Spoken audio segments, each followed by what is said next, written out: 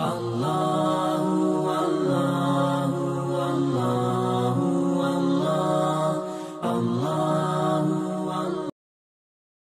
masuk pada babu sholatil Jum'ah, bab tentang sholat Jumat.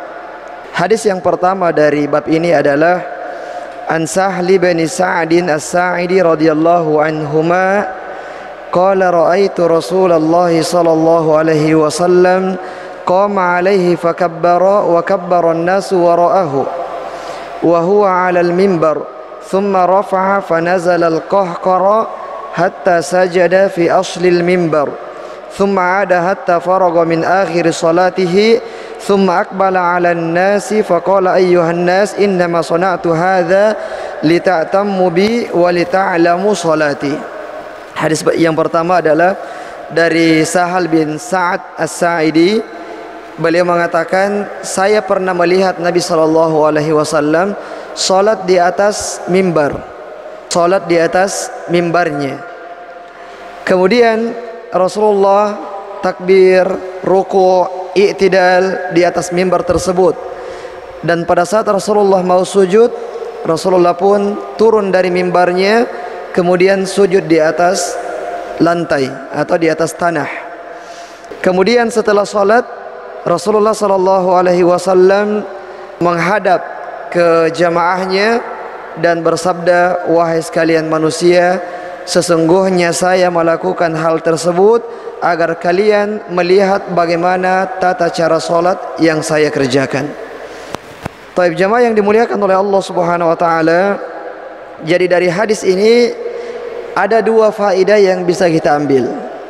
Yang pertama adalah bolehnya gerakan yang sedikit ketika dibutuhkan di dalam salat. Ya, bolehnya melakukan gerakan-gerakan yang lain di luar daripada gerakan salat ketika hal tersebut dibutuhkan. Rasulullah dari atas mimbar, pada saat mau turun dari mimbar, maka tentu saja ini membutuhkan gerakan. Dan gerakannya tidak terlalu banyak. Dan gerakan yang sedikit sekali lagi ketika diperlukan dalam salat, maka boleh kita lakukan dan ini tidak membatalkan salat kita. Sama halnya dengan orang yang bergerak untuk menyempurnakan shaf. Ketika kita salat berjamaah, tiba-tiba ada satu jamaah yang meninggalkan shafnya karena batal wudunya misalnya, maka boleh bagi orang yang berada di sampingnya atau orang yang berada di belakangnya untuk maju ke depan untuk menutupi shaf yang kosong tersebut. Ini tidak ada masalah karena diperlukan. Ataupun boleh bagi orang yang salat dan menjadikan orang sebagai sutrahnya, menjadikan punggung orang sebagai sutrahnya, ketika dia meninggalkan tempatnya, sutrahnya tersebut pergi meninggalkan tempatnya, maka boleh bagi dia untuk berjalan dari shaf tempat dia salat ke shaf yang ada di depannya untuk mendekati sutrah, untuk mendekati pembatas. Dan ini juga tidak ada masalah untuk gerakan-gerakan yang sedikit yang dibutuhkan, boleh di dalam salat. Adapun jika gerakannya terlalu banyak, maka kita tidak melakukan hal tersebut meskipun kita memerlukannya. Misalnya orang yang berada pada shaf yang ketiga, kemudian sutrahnya meninggalkan tempatnya, maka dia tidak perlu untuk berjalan sampai ke shaf yang pertama, karena ini akan sangat banyak gerakan yang dia lakukan, dan bisa saja membatalkan sholatnya kalau terlalu banyak gerakan yang dia lakukan. Dan gerakan sedikit yang tidak membatalkan sholat di sini adalah gerakan yang tidak menyebabkan kita berpaling dari kiblat. Jadi selama kita bergerak dan tidak berpaling wajah kita dari kiblat, badan kita tidak berpaling dari kiblat, maka ini tidak membatalkan sholat. Adapun kalau gerakan sampai menyerong, sampai tubuh kita juga serong dari kiblat, maka ini tidak boleh dan membatalkan sholat. Karena syaratnya sholat adalah harus menghadap kiblat. Dari awal sholat sampai akhir sholat itu semuanya harus kita menghadapkan wajah kita dan tubuh kita ke kiblat.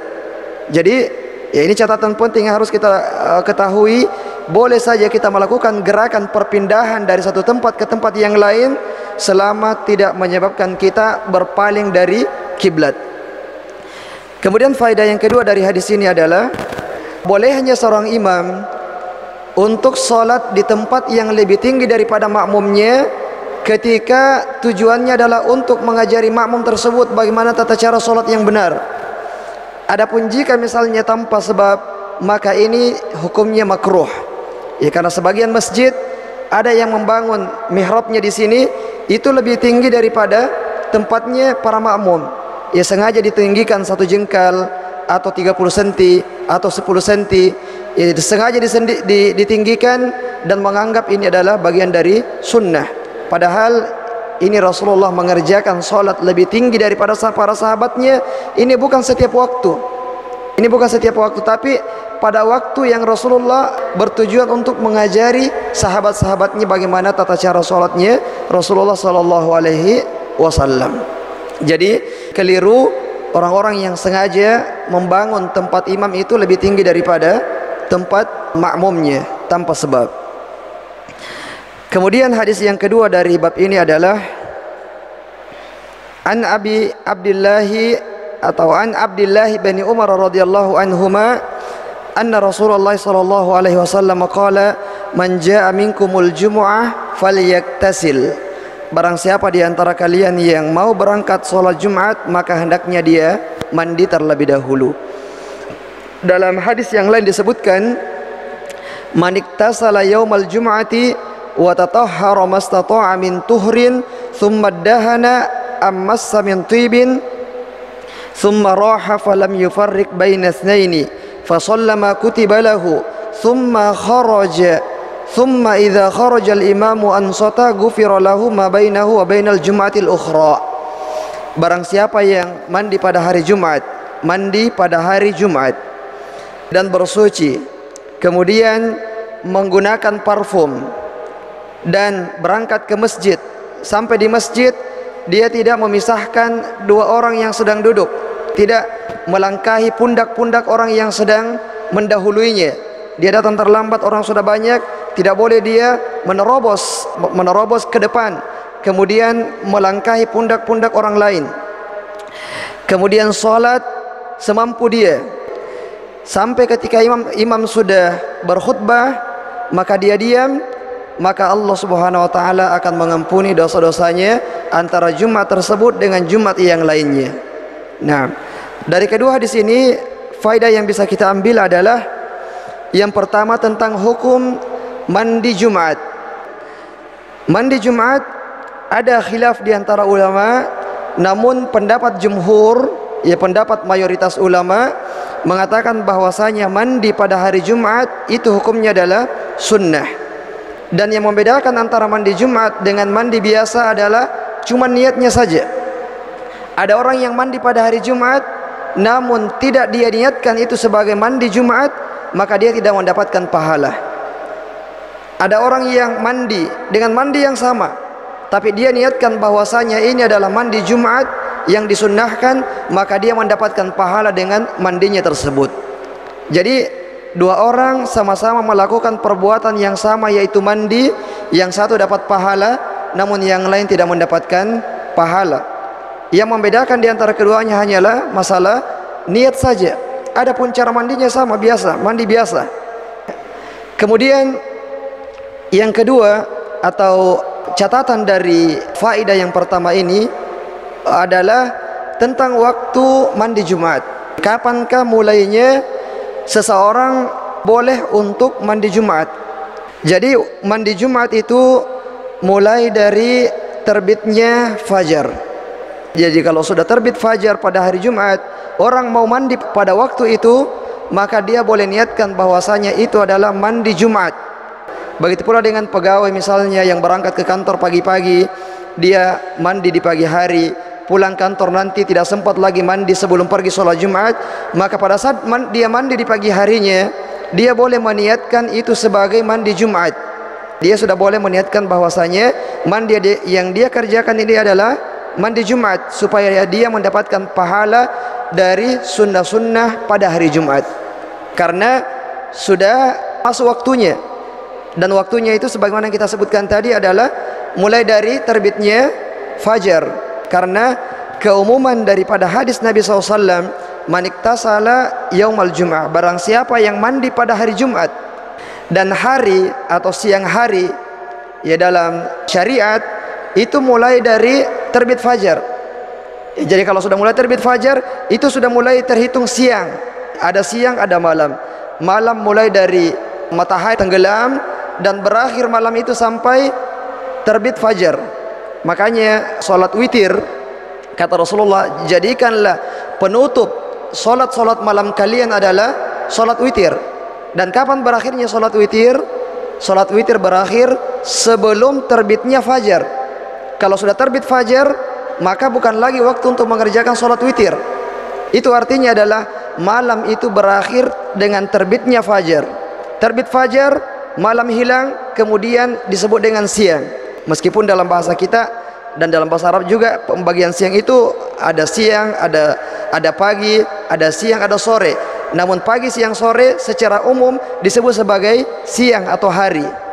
Jadi dari kaidah ini maka jumhur ulama, mayoritas ulama menyebutkan bahwasanya waktu mulainya mandi Jumat adalah dengan terbitnya fajar. Jadi ya seseorang boleh menjamak, khususnya yang suami istri, ya seseorang boleh menjamak niatnya, niat mandi junub dengan niat mandi Jumat. Ketika berhubungan suami istri di malam Jumat atau di hari Jumat dan dia mau mandi, maka dia boleh untuk menjamak kedua niatnya, menggabungkan niatnya. Dia niatkan sebagai mandi junub dan juga dia niatkan sebagai mandi Jumat, supaya dia mendapatkan dua pahala dengan satu pekerjaan. Taib. Kemudian jamaah yang dimuliakan oleh Allah Subhanahu wa taala, di sini disebutkan untuk mendapatkan pahala pengampunan dosa antara satu Jumat dengan Jumat berikutnya adalah mandi, kemudian bersuci menggunakan parfum, kemudian berangkat ke masjid lebih awal, kemudian tidak mengganggu orang di masjid. Ya, salah satu gangguan orang di masjid adalah dengan melangkahi pundak-pundak mereka. Taib. Kemudian hadis yang berikutnya adalah an Abi Hurairah radhiyallahu anhu anna Rasulullah sallallahu alaihi wasallam qala idza qulta li sahibika ansit yaumal jumu'ati wal imamu yakhtub faqad lagautah. Afwan, sebelum kita menerjemahkan hadisnya masih ada faedah tadi yang tersisa. Faedah yang lain dari hadis yang sebelumnya adalah tentang salat sunnah sebelum Jumat. Karena hadis yang kita sebutkan tadi, dia sampai di masjid dan dia salat semampunya. Salat yang dimaksud di sini adalah salat tatawwu'. Ya, bukan salat rawatib. Jadi tidak ada rawatib qabliyah untuk salat Jumat. Yang ada adalah salat sunnah ba'diyah salat Jumat ada. Salat sunnah setelah salat Jumat itu ada rawatibnya. Adapun ya salat sunnah qabliyah untuk salat Jumat maka tidak ada. Jadi orang yang datang mau salat, maka dia niatkan salatnya sebagai salat sunnah tahiyatul masjid dan bukan salat sunnah sebelum salat Jumat, karena tidak ada salat sunnah khusus sebelum salat Jumat. Dia mau menambah 4 rakaat boleh. Apa niatnya? Dia niatkan sebagai salat sunnah tatawwu', ya salat sunnah mutlak, dan bukan salat sunnah qabliyah untuk salat duhur. Kemudian hadis yang berikutnya tadi yang kita bacakan, terjemahannya adalah barang siapa yang mengatakan kepada temannya pada hari Jumat sementara khatib sedang berkhutbah, diamlah, maka sungguh dia sudah melakukan perkataan yang sia-sia. Orang menegur orang lain pada saat sedang berkhutbah khatib, maka orang yang menegur ini sudah mengatakan perkataan yang sia-sia.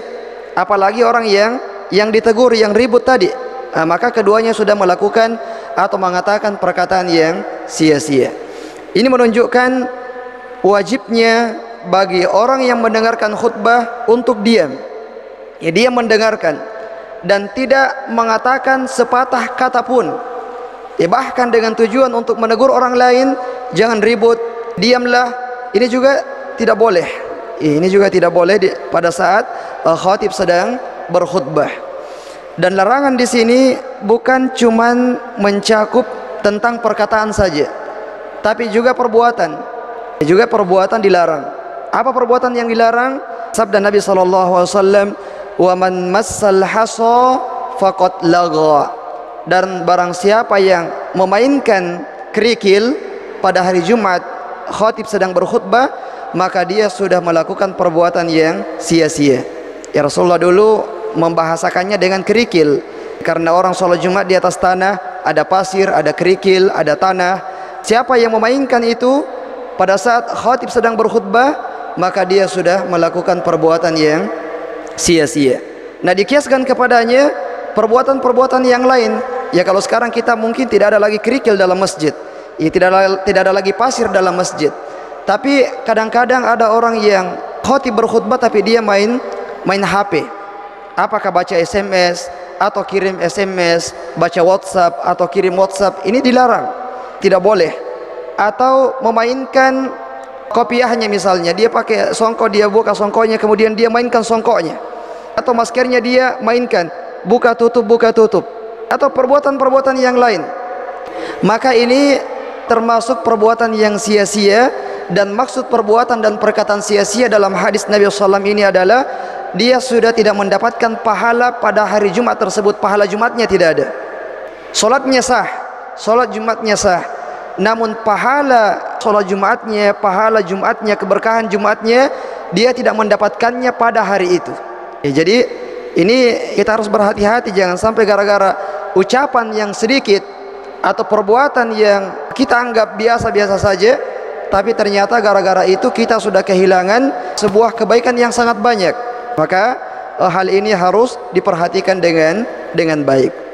Kemudian jamaah yang dimuliakan oleh Allah Subhanahu wa taala, dikecualikan pada perkataan ini adalah ketika dia mau bersolawat, ya, ketika khatibnya menyebut nama Nabi sallallahu alaihi wasallam, maka dia tetap boleh untuk bersolawat kepada Nabi sallallahu alaihi wasallam. Adapun kalau tanpa sebab dia bersolawat saja atau berzikir saja, dia mengantuk, dia berzikir supaya tidak mengantuk, ya, dia membaca Al-Quran, maka ini tidak boleh. Jadi bukan cuma sekedar perkataan biasa, bahkan zikir sekalipun, membaca Al-Quran pada saat khatib sedang berkhutbah ini tidak boleh, karena masing-masing ada waktunya. Ya, pada saat khatib sedang berkhutbah maka waktunya untuk mendengarkan khutbah. Adapun setelah khatib berkhutbah maka silahkan. Dan waktu yang terlarang untuk berbicara adalah pada saat khatib sedang berkhutbah. Adapun setelah salam, khatibnya salam kemudian duduk, dia mau menegur orang yang sedang berbicara, tidak masalah, tidak apa-apa, tidak masuk dalam larangan dalam hadis ini. Ya, meskipun imamnya sudah naik ke atas mimbar, tapi dia belum memulai khutbahnya, atau di antara dua khutbah imamnya duduk di antara dua khutbah, seseorang mau menegur temannya, dia mengatakan diam, ini juga tidak masuk dalam larangan ini. Jadi yang dilarang adalah berbicara pada saat khatib sedang berbicara, sedang berkhutbah. Nah, kemudian hadis yang berikutnya adalah hadis yang terakhir dari bab tentang sholat Jumat. Wa anhu anna Rasulullah sallallahu alaihi wasallam qala man iktasala yaumal jum'ati thumma raha fa ka'annama qarraba badanah. Kita langsung terjemahkan saja karena agak sedikit panjang. Barang siapa yang mandi pada hari Jumat kemudian berangkat ke masjid pada jam pertama, maka seakan-akan dia sudah berkurban dengan unta. Barang siapa yang berangkat pada jam yang kedua, maka seakan-akan dia sudah berkurban dengan seekor sapi. Barang siapa yang berangkat pada jam ketiga, maka seakan-akan dia sudah berkurban dengan kambing. Barang siapa yang berangkat pada jam keempat, maka seakan-akan dia sudah berkurban dengan seekor ayam. Barang siapa yang berangkat pada jam yang kelima, maka seakan-akan dia sudah berkurban dengan telur. Dan ketika fa idza kharaja al-imamu hadaratil malaikatu yastami'una adh-dhikra, dan pada saat khatib sedang berkhutbah, maka para malaikat akan datang untuk mendengarkan khutbah tersebut. Para malaikat saja mereka datang hadir mendengarkan ya nasihat-nasihat tersebut, apalagi kita manusia yang khutbah itu memang diperuntukkan untuk kita. Jamaah yang dimuliakan oleh Allah Subhanahu wa taala, hadis ini adalah motivasi untuk kita, dorongan untuk kita berangkat ke masjid pada hari Jumat lebih awal. keutamaan berangkat ke masjid pada hari Jumat lebih awal. Mungkin kita bertanya-tanya, apa yang dimaksud dengan jam pertama, jam kedua, jam ketiga, jam keempat, dan jam kelima? Dalam mazhab Imam Syafi'i dan Imam Ahmad, dan pendapat ini juga dikuatkan oleh Syekh Muhammad bin Shalih Al-Utsaimin rahimahumullahu taala, mereka mengatakan bahwasanya maksud daripada jam pertama, jam kedua, jam ketiga, jam keempat, dan jam kelima adalah kita memulai menghitung dari terbitnya matahari. Matahari terbit jam berapa? Misalnya matahari terbit jam 6:15 menit. Kemudian khutbah dimulai jam berapa? Atau waktu duhur mulai jam berapa? Anggaplah misalnya jam 12:15 masuk waktu duhur. Berarti jam 6:15 sampai jam 12:15 itu ada 6 jam. 6 jam ini dibagi 5. 6 jam dibagi 5 sekitar 1 jam 10 menit atau 15 menit.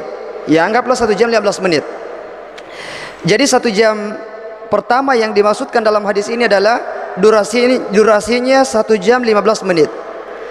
Jadi jam pertama adalah dari jam 6:15 sampai jam 7:30. Itu jam pertama. Jam kedua jam 7:30 sampai jam 8:45. Kemudian jam ketiga 8:45 sampai 9:15.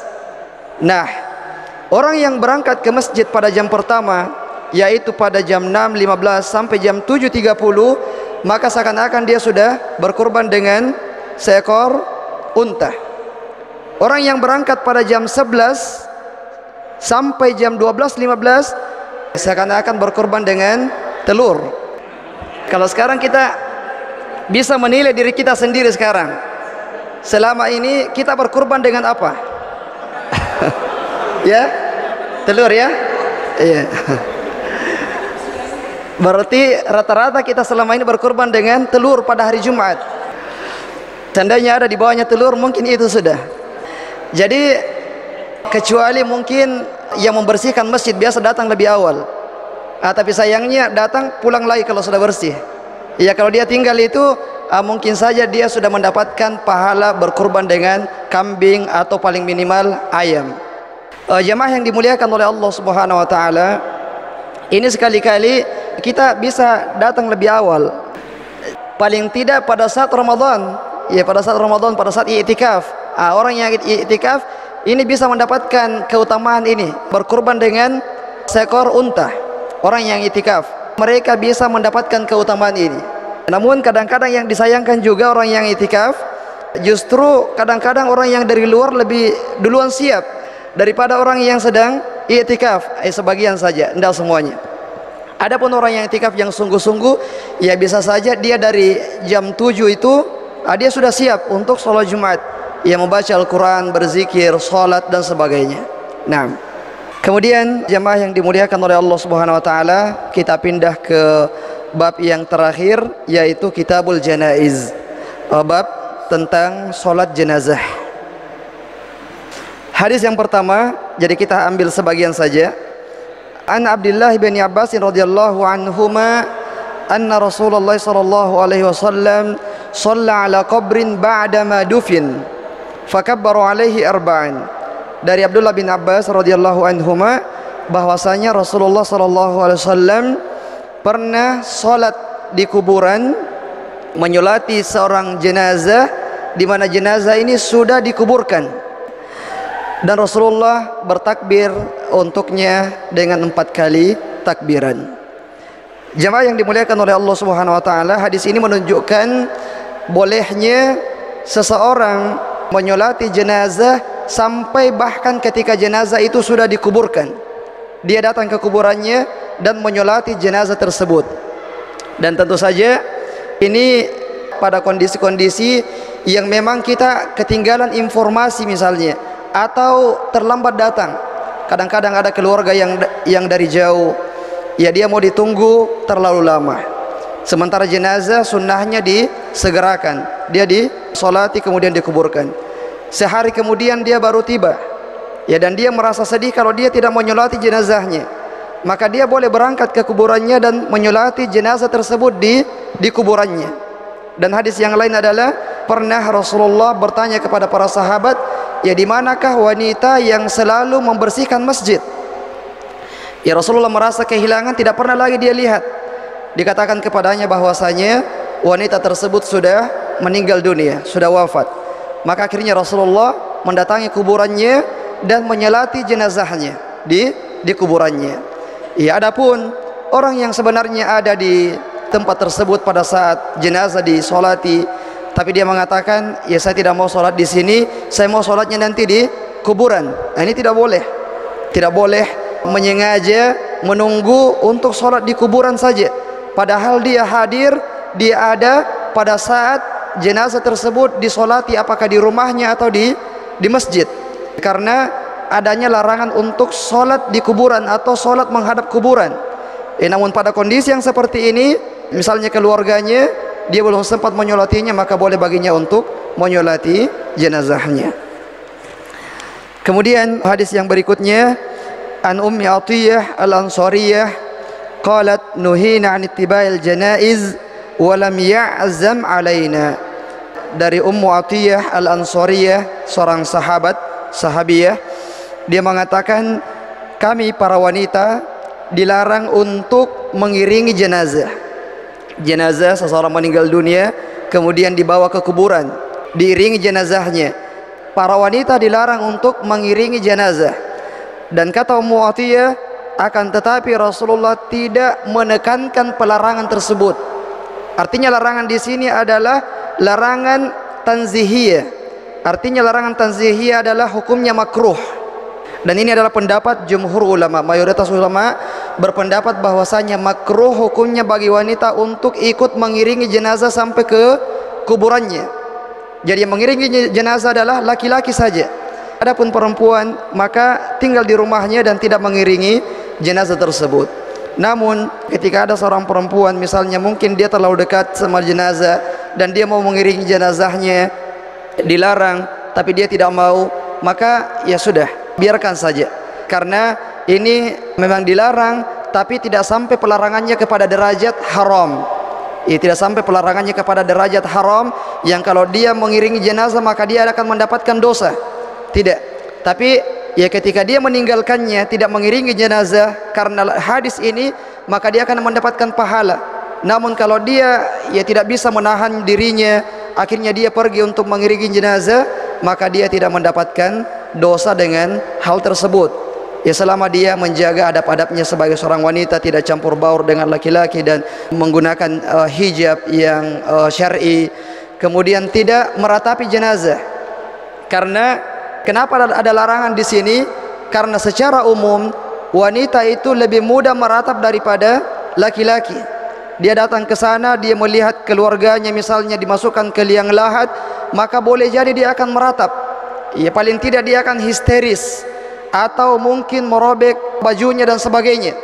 Maka kalau seperti itu maka sudah terlarang, karena dilarang meratapi jenazah. Ya dilarang meratapi jenazah, hukumnya haram. Adapun kalau dia merasa mampu, ya dia merasa mampu menahan dirinya dan dia mau ke sana, maka ya sudah, dibiarkan saja.